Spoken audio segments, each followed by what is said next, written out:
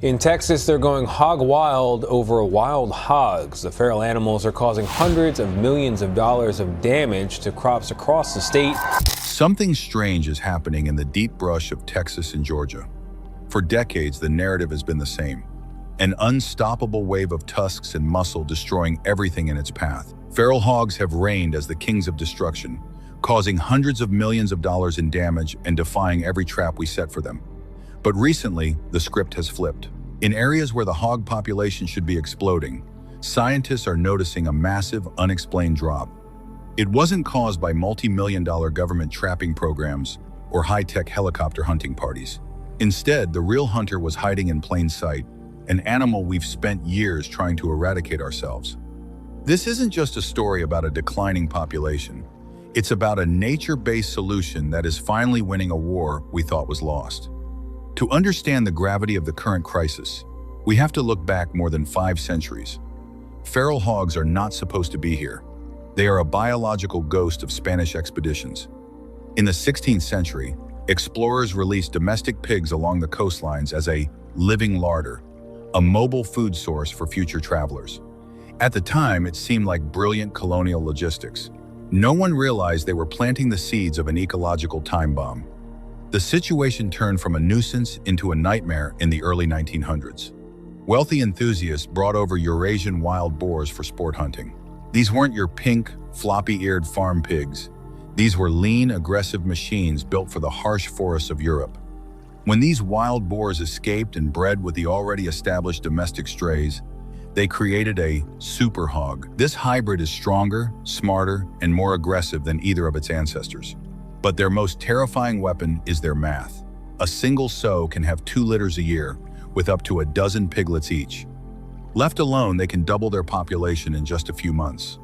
By 2024, the USDA estimated nearly 7 million feral hogs were roaming the United States. In Texas alone, they have invaded 253 out of 254 counties. They are spreading faster than native deer and reproducing at a rate that rivals the historic rabbit plague of Australia. What makes a feral hog so dangerous? It's their sheer versatility. They are opportunistic omnivores with no off switch. If it fits in their mouth, they eat it. This includes plant roots, crops, bird eggs, and even newborn livestock. Texas farmers have captured harrowing footage of hogs neutralizing calves and lambs, predatory behavior you'd never expect from a pig. Their physical power is equally daunting. An adult hog can hit speeds of 30 miles per hour, jump a 40-inch fence, and smash through wooden structures like they were made of cardboard. Their hide is over an inch thick, layered with dense fat that makes light-caliber ammunition almost useless unless the shot is perfect. But the damage isn't just physical, it's economic and biological. Texas loses over $500 million annually to these animals. Across the U.S., that figure jumps to $3 billion. They destroy fiber optic cables, ruin golf courses, and even force military airfields to shut down runways. Biologically, they are a walking biohazard, carrying over 30 dangerous diseases, including brucellosis and pseudorabies. They contaminate water sources, raising bacterial levels in streams to 40 times the safe limit. You might ask, if we have millions of pounds of free pork roaming the woods, why don't we just eat our way out of the crisis? In Italy and Germany, wild boar is a luxury meat processed into high-end salami and prosciutto. Australia even exports its wild boar meat to Europe. So why does America refuse? It comes down to 3 walls: disease, law, and culture. First, the disease risk in American feral hogs is significantly higher than in Europe. 1/3 of Texas hogs carry brucellosis, which causes chronic fever in humans. Their parasite load is 10 times higher than farm pigs. Second, the law is a massive barrier. Because these animals aren't processed in USDA-inspected facilities, it is a crime to sell the meat commercially. We can't build a supply chain because the safety standards for a wild animal that eats rotting carcasses are simply too high. Finally, there's the taste. American feral hogs are lean, tough, and often have a pungent, gamey odor, especially the mature males. Americans are used to the consistent, soft, white packaged pork from the grocery store.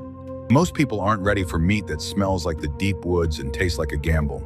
This leaves us with a massive surplus of animals that nobody wants to buy and everyone wants gone. For decades, ranchers like Mr. Norman, who owns 740 acres in Texas, have tried everything. They've used cage traps, fermented corn, and hunting dogs.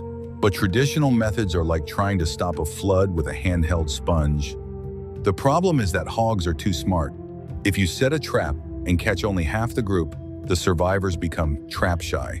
They learn our tricks, they teach their offspring to avoid humans, and they simply move to the neighbor's property until the heat dies down. Every hunting season acts as a biological reset button. We kill a few hundred, and the survivors have thousands more. Farmers were running on foot while the crisis was moving at highway speeds. We were losing the war of attrition, unaware that nature was preparing its own counteroffensive. While human authorities were spending decades treating feral hogs and coyotes as two separate nuisances, the animals themselves were busy interacting in a way that shocked the scientific community. For the longest time, no one believed that a 30-pound coyote could pose a threat to a massive hog population. We viewed coyotes as scavengers or small game hunters. We were wrong. Starting around 2014, researchers in the Texas Hill Country began finding feral hog nests that had been completely hollowed out. The tracks left behind weren't from bears or mountain lions, they were small, compact coyote tracks. Automated trail cameras eventually captured the truth. Coyotes had evolved into specialized hog hunting machines. The strategy is a masterclass in coordination. Coyotes don't try to fight a 200-pound mother hog head-on. That would be suicide. Instead, they practice what ecologists call high-risk micropredation.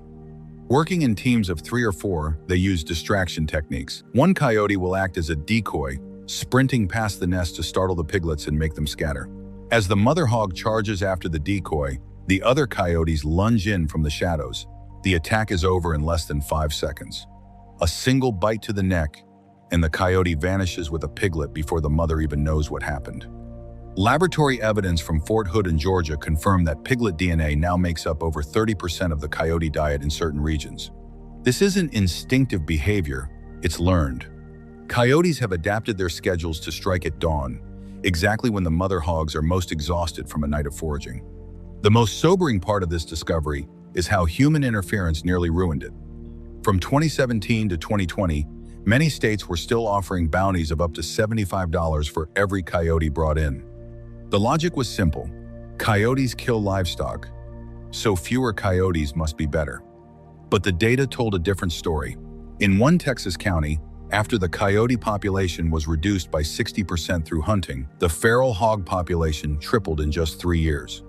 By removing the coyotes, we were essentially giving the hogs a free pass to reproduce. We were paying hunters to destroy the only natural defense system that was working for free. This realization has forced a massive shift in wildlife policy. We finally understood that a healthy coyote population is the most effective tool for keeping the hog crisis from spiraling out of control. We had been fighting the wrong enemy. Once we realized that we needed to work with nature instead of constantly fighting against it, we also began upgrading our own tools. For decades, ranchers relied on simple wooden cage traps built from wire panels and scrap lumber. Sometimes they worked, but more often than not, the hogs learned faster than the people trying to catch them. Feral hogs are surprisingly intelligent animals. Catch a few members of a group once, and the rest quickly become suspicious. They remember the trap. They remember the smell of metal and human scent. After that, getting them to step inside again becomes nearly impossible. That's why the era of the simple cage trap is slowly coming to an end. Today, wildlife managers and farmers are turning to something far more sophisticated, what many now call the smart trap revolution. Modern hog traps are no longer just metal cages sitting in the woods. They're essentially remote control stations. These systems are equipped with infrared night vision cameras, motion sensors, solar panels, and wireless transmitters that connect directly to a smartphone app. Instead of driving out to the trap every morning and hoping something wandered inside overnight, a farmer can now monitor everything in real time. From miles away, sitting in his living room, he can open an app and watch a live video feed of the trap. He can see exactly how many hogs are there, how long they've been feeding, and whether the entire group has entered the enclosure. And that leads to the most important principle of modern hog control: whole sounder removal. In the wild, hogs rarely travel alone. They move in tight family groups called sounders. A typical sounder might contain 15 or 20 animals, but in some areas it can reach 40 or even 50. If a trap captures only part of the group, the survivors quickly become what wildlife experts call educated hogs. Once a hog has learned that a trap is dangerous, it may avoid them forever. Those survivors then spread that cautious behavior through the rest of the population, making future control efforts even harder. Smart traps solve that problem by turning the entire process into something closer to training than hunting. Instead of immediately setting the trap, farmers leave the gate open and begin placing corn inside the enclosure. At first, the hogs approach cautiously.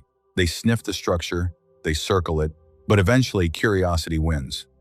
They step inside, eat the corn, and leave without anything bad happening. The next night they come back, and the night after that. For weeks, sometimes even longer, the hogs begin treating the trap like a regular feeding station. More animals from the sounder join in. Piglets follow their mothers through the opening. Soon the entire group becomes comfortable walking in and out of the enclosure. Only then does the farmer make his move. Watching the live video feed from his phone, he waits patiently until every member of the sounder is inside the trap at the same time.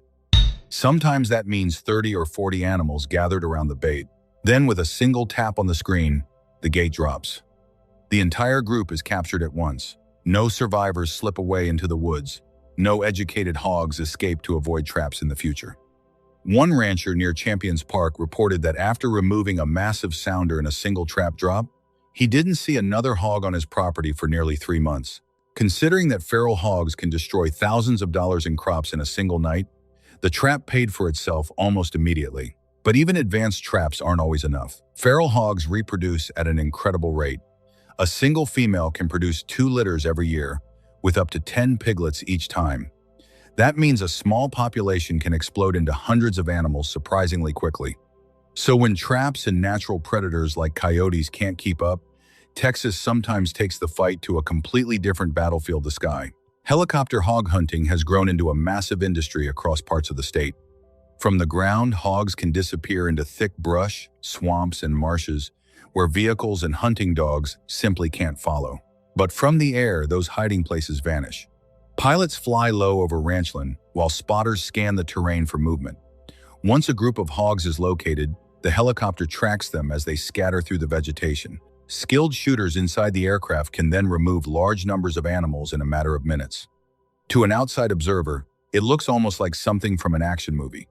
But for ranchers dealing with constant crop destruction, it's one of the few ways to control hogs in dense terrain. A single helicopter hunt can remove dozens, sometimes even hundreds of hogs in one afternoon. The experience isn't cheap, often costing around $4,000. But the economic damage caused by feral hogs across the southern United States reaches billions of dollars every year. For many landowners, aerial hunting is simply the cost of protecting their property. And even that may not be the final step. Researchers in Texas have also begun testing targeted toxins designed specifically for feral hogs. These systems use heavy bait feeders that only hogs are strong enough to open. Deer, birds, and other wildlife can't access the food inside. Once hogs learn to use the feeder, specially designed toxic bait can be introduced to eliminate large groups quickly. The idea is controversial, and officials monitor these programs very carefully to avoid harming other animals. But it also shows just how serious the problem has become. Managing feral hog populations sometimes requires methods that look more like military logistics than traditional hunting. What do you think? Is it time we stop the bounties on coyotes and let them do their job? Or is the hog crisis so far gone that we need even more extreme measures? The debate is heating up in rural communities across the country, and we want to hear your take. Leave a comment below. If you enjoyed this deep dive into the secret wars of the American brush, make sure to like this video and subscribe to our channel. Your support helps us continue to bring you these stories of survival, evolution, and the hidden truths of the natural world.